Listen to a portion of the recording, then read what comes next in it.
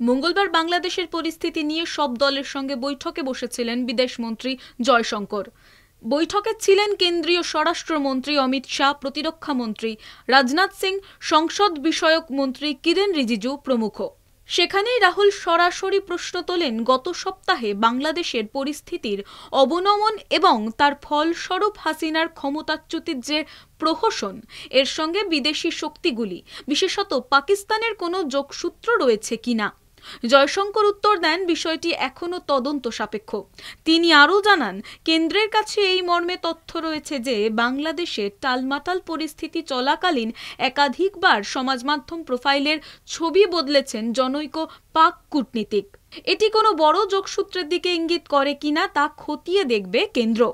সর্বদল বৈঠকে রাহুল আরও জানতে চান, ঢাকায় ক্ষমতার পালাবদলের যে কূটনৈতিক প্রভাব ভারতের উপর পড়তে চলেছে তার মোকাবিলায় আগামী দিনে কি কি দীর্ঘমেয়াদী পদক্ষেপ করবে সরকার।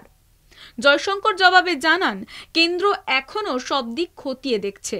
বাংলাদেশ সেনাবাহিনীর সঙ্গেও যোগাযোগ রেখেছে নয়াদিল্লি। পরিস্থিতি কোন দিকে গড়ায় তা খতিয়ে দেখেই সিদ্ধান্ত নেবে কেন্দ্র। রাহুলের তৃতীয় প্রশ্ন, বাংলাদেশের পরিস্থিতির নাটকীয় পট পরিবর্তন নিয়ে নয়াদিল্লির কাছে কোনো পূর্বাভাস ছিল কিনা। এর সরাসরি জবাব এড়িয়ে গিয়েছেন জয়শঙ্কর। আরও একবার বলেছেন, ভারত পরিস্থিতি খতিয়ে দেখছে, পরবর্তী পদক্ষেপ নিয়ে শীঘ্রই সিদ্ধান্ত জানাবেন তাঁরা। বাংলাদেশে প্রবাসী ভারতীয়দের পরিস্থিতি নিয়েও আলোচনা হয়েছে বৈঠকে। এই পরিস্থিতিতে বাংলাদেশে ভারতীয় নাগরিকদের নিরাপত্তা সুনিশ্চিত করাই কেন্দ্রের লক্ষ্য বলে জানিয়েছেন জয়শঙ্কর।